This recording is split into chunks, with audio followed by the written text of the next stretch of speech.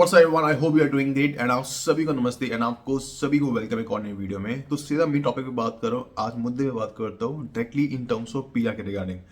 अगर आप inside Canada है तो ये वीडियो आपके लिए बहुत इंपॉर्टेंट है। अगर आप कनाडा आने वाले हैं तो ये वीडियो आपके लिए बहुत इंपॉर्टेंट है। अगर आप पीआर लेना चाहते हैं कनाडा का तो ये वीडियो आपके लिए बहुत इंपॉर्टेंट है and you will get to know 2025 का जनवरी का महीना है and you will understand by yourself कि 2025 में अगर 26 में 27 में अगर पीआर लेना है तो कैसे लिया जाए, हमें क्या ऑप्ट करना पड़ेगा, क्या स्किल सीखने पड़ेगा, किस पाथवे को चूज करना पड़ेगा जिससे हमारा पीआर का जो रास्ता है वो ईजी हो जाए।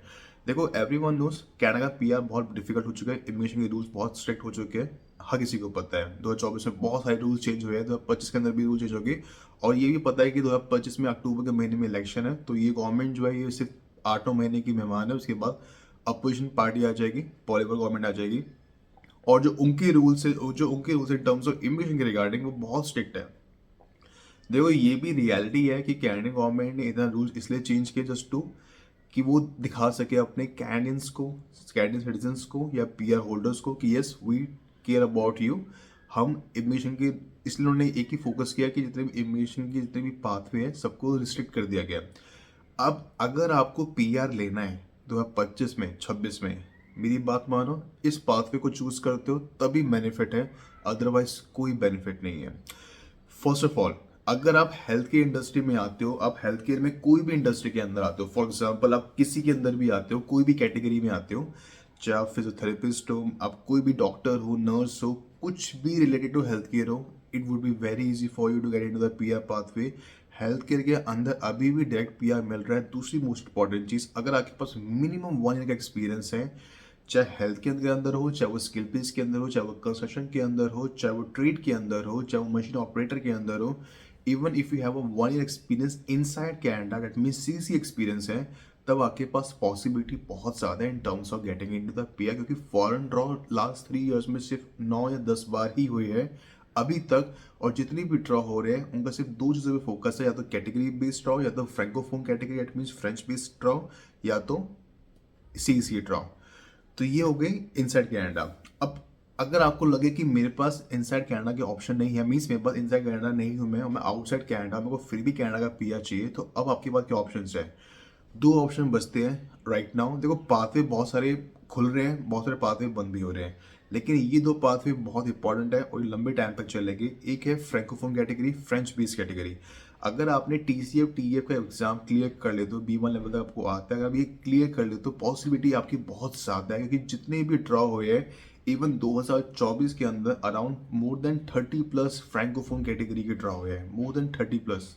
एंड दूसरी इंपॉर्टेंट चीज़, 2025 के अंदर कैनेडियन गवर्नमेंट का फोकस है कि हम 8.5% ज़्यादा लेंगे जो फ्रेंच बेस्ड ड्रॉ है, मतलब 8.5% इंक्रीज करेंगे इन टर्म्स ऑफ पीआर के अंदर, फ्रेंकोफोन कैटेगरी के अंदर। दूसरी मोस्ट इंपॉर्टेंट चीज, अगर आप पीएसडब्ल्यू जाते हो, that means personal support worker. अच्छा, पर्सनल सपोर्ट वर्कर के अंदर 2 कैटेगरी होती है, वो आपको मैं आगे बताऊंगा। अगर आप पर्सनल सपोर्ट वर्कर अपनी होम कंट्री के अंदर भी करते हो और 1 ईयर का एक्सपीरियंस आपके पास होता है, तब भी आप सीधा फाइल लगा सकते हो हेल्थ के ड्रॉ के अंदर, हेल्थ की कैटेगरी बेस्ड ड्रॉ के अंदर भी लगा सकते हो।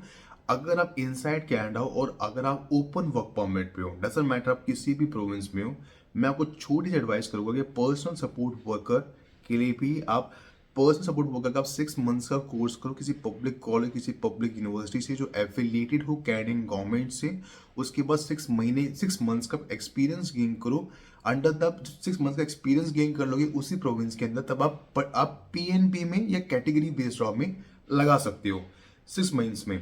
अगर आपके पास मिनिमम 1 ईयर का एक्सपीरियंस है तो आप फेडरल लेवल के सीसी ड्रॉ के अंदर आप फाइल कर सकते हो। एक चीज आपको मैं डिफरेंस बता देता हूँ कि 6 महीने में आप सिर्फ पीएनबी में फाइल कर सकते हो, 1 ईयर में आप फेडरल लेवल के एक्सप्रेस एंट्री के अंदर फाइल आप कर सकते हो। तो ये बहुत बड़ा डिफरेंस है।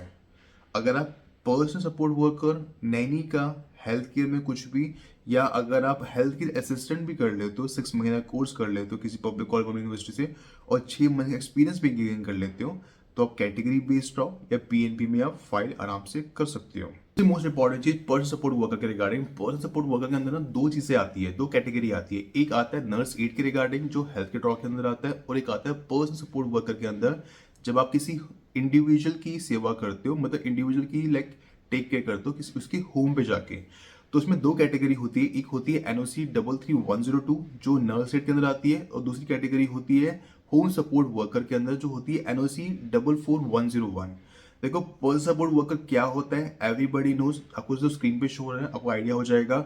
इसमें आपको अगर आप इंडिविजुअल करते हो डेट मीन्स उस पर्सन के होम सपोर्ट वर्कर में जाते हो 44101 में जाते हो, तो आपको personal care, house hold task, medication management, emotional support, life support, social and each and everything आपको पूरा करना पड़ता है। अगर मैं सिंपल लैंग्वेज समझाऊँ ना, आपको बूढ़े लोगों की पूरी सेवा करनी होती है इन सिंपल लैंग्वेज। इसमें भी आपको मिनिमम 30 आवर्स मिलने चाहिए पर वीक के अंदर, तभी आप एलिजिबल होते हो। और इसमें आपको आराम से, पहली बात तो इसमें जॉब मिलना बहुत ईजी है, और इसमें आपको आवर्स भी बहुत आराम से मिल जाते हैं, और इसकी बहुत हाई डिमांड है। एंड सबसे मोस्ट इंपॉर्टेंट चीज़, इसमें पीआर लेना भी बहुत ईजी है। और उससे भी मोस्ट इंपॉर्टेंट चीज़, इसमें जो सीआरएस स्कोर या जो पीएनपी का स्कोर जाता है ना, वो बहुत लो जाता है, बहुत लो जाता है। मतलब ये मान लो बिटवीन 380 टू 420 के बीच में जाता है। And it would be very easy for any one, जिसकी एज ज़्यादा भी हो ना, तो वो भी इसको आराम से क्रैक डाउन कर लेगा इन टर्म्स ऑफ पीआर के रिगार्डिंग, उसका कट ऑफ आराम से आ जाएगा। अपने बहुत लोगों के माइंड में क्वेश्चन होता है कि यार मुझे ना पर्सनल सपोर्ट वर्कर में नहीं जाना, मुझे इस लाइन में जाना ही नहीं, ये चीज़ें मुझसे नहीं हो पाएगी, ये मेरे पॉसिबल ही नहीं है, मैं कर ही नहीं पाऊंगा। तो मैं आपको ना छोटा सा एग्जांपल देता हूँ कि अभी क्या सिनेरियो चल रहा है इन टर्म्स ऑफ एक्सपेंसिटी का। जो सीसी ड्रॉ चल रहा है उसमें क्या कट ऑफ चल रही है। अगर अभी जो 7 जनवरी में जो कट ऑफ निकली थी ना, उसका जो स्कोर गया था वो इसमें से 471 कैंडिडेट्स को सिलेक्ट किया गया था, उसको इन्वाइट किया गया था। एंड जिसमें जो सीआरएस स्कोर गया था वो गया था 793। एंड दूसरी मोस्ट इंपॉर्टेंट चीज, बहुत सारे प्रोविंस के अंदर ने लास्ट ईयर ऑफ अगस्त के महीने से ही बहुत सारे प्रोविंस ने काफी पीएनपी को क्लोज कर दिया, चाहे वो अटलांटिक प्रोविंस के अंदर हो।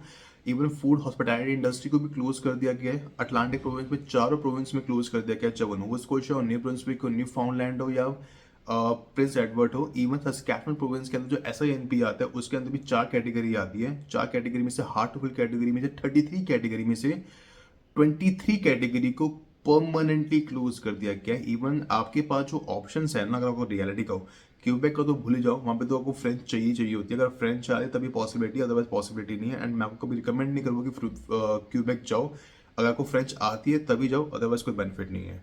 अगर आपके पास जो ऑप्शन बचता है इन टर्म्स ऑफ पीएनपी के रिगार्डिंग, वो रहता है हेल्थ केयर में, स्किल बेस में, कंस्ट्रक्शन में, specially in the British Columbia province, specially in the Ontario province और अल्बर्टा प्रोविंस। सबसे ज्यादा ऑप्शंस आपके पास ओंटारियो प्रोविंस के अंदर है। और फिर भी आपको लगे कि यार मैं ये चीजें नहीं कर पा रहा, तो कोई और पाथवे बताओ। देखो पीएनपी जो है ना, वो it's all depend upon government. Government चाहे क्लोज करे, गवर्नमेंट चाहे ओपन करे, तो मैं चाहता हूँ कि आप ऐसी चीज करो इस पे जो लॉन्ग टर्म रहे और आपको इसमें पीआर बहुत आराम से मिल जाए। अगर आपने स्टडी वीजा पे जा रहे हो तो I would highly advice you कि ग्रेजुएशन के बाद मास्टर्स पे जाओ, और डिप्लोमा लेते हो तो उसके बाद ग्रेजुएशन करो कनाडा से, तो ही पॉसिबिलिटी है। मास्टर थोड़ी एक्सपेंसिव जरूर है, लेकिन ये जो लिस्ट ऑफ कॉलेज आपको दिखे ना, ये जो लिस्ट ऑफ कॉलेज यूनिवर्सिटी आपको शो करी है, अगर आप मास्टर्स करते हो ओंटारियो से या ब्रिटिश कोलंबिया से for minimum 2 years, even if you have a zero experience, आप सीधा फाइल कर सकते हो पीआर के लिए under the ONP, under the BCPNP, and you will get a PR with in 7 to 8 months। इसमें आपको एक्सपीरियंस की भी रिक्वायरमेंट नहीं है। एक्सपेंसिव जरूर है लेकिन वर्थ इट है। एंड मैं आपको एक एडवाइस जरूर करना चाहूँगा, डजेंट मैटर आप कोई भी पाथवे चूज करते हो, make sure you should have a skills, you should have a references, you should have a knowledge, and you should have a driving licence, जिससे आप आराम से अपने आप को सेटल कर सको। आपके जितने रेफरेंसेस होंगे, स्किल्स होंगे, आपको ऑप्शंस, अपॉर्चुनिटीज भी ज़्यादा होगी। और जितना आप सेल्फ डिपेंडेंट होगे उतना आपके लिए ईजी होगा टू अर्न मनी। और सबसे मोस्ट इंपॉर्टेंट चीज़, फ्रेंच लैंग्वेज तभी सीखना, जैसे आपको मैंने फ्रैंकोफोन कैटेगरी लिखा था, अगर आप इंटरेस्टेड हो और अगर आप 7 to 8 months लग के दे सकते हो, मिनिमम 5 से 6 घंटे पर डे, तभी पॉसिबिलिटी है कि आप फ्रेंच का TCF TF एग्जाम क्लियर भी कर पाओ। But it's depend person to person, किसी की जो पावर होती है लाइक क्रैक करने की वो ज़्यादा होती है, किसी की कम होती है। But yes, If you really want to go into the PR pathway, learn French, either go into the healthcare category, चाहे वो हेल्थ असिस्टेंट हो, सपोर्ट वर्क करो, या तो मास्टर स्टडी पे जाओ 2 years की, या तो यूकॉन प्रोविंस में यूनिवर्सिटी ऑफ यूकॉन से जाओ, मिनिमम 2 year का कोर्स करो, चाहे डिप्लोमा सर्टिफिकेट ही क्यों ना हो, लेकिन वो इन डिमांड होना चाहिए, उसमें आपको वर्क परमिट भी मिलना चाहिए। या नॉर्थ वेस्टर्न टेरिटरी के थ्रू जाओ, वहाँ पे आप मिनिमम 2 year की स्टडी करो, तभी पॉसिबिलिटी है, या वहाँ से आपको कोई जॉब ऑफर लेटर मिल जाए, आपको जॉब मिल जाए। एंड आने वाले स्प्रिंग में 2025 में, मीन्स अप्रैल मई से जॉब ऑफर की भी रिक्वायरमेंट, मीन्स जॉब ऑफर के आपको 30 पॉइंट्स मिलते थे, उसके भी आपको पॉइंट्स अब नहीं मिलेंगे आने वाले 2025 में from the April month. So make sure you should have a good IELTS score या पीटी स्कोर, आपके पास स्किल्स होने चाहिए, या आप जो पाथवे आप चूज कर रहे हो वो सबसे बेस्ट होना चाहिए, तभी पॉसिबिलिटी है पीआर लेने की। अदरवाइज फ्रॉड स्कैम बहुत हो रहा है एलएमआई के अंदर। And if you need any kind of help regarding LMI study visa, किसी भी तरह का वीजा लगाना हो, चाहे वो सिर्फ जर्मनी, चाहे वो कनाडा का हो, जर्मनी का, ऑस्ट्रेलिया का हो, you can contact in this number, जो आपका नंबर शो हो रहा है व्हाट्सएप पे और मीन्स स्क्रीन पे। आप मुझे व्हाट्सएप कर सकते हो, आप मुझे इंस्टाग्राम पे डीएम कर सकते हो, डेफिनेटली हेल्प यू आउट। तब तक के लिए गुड बाय।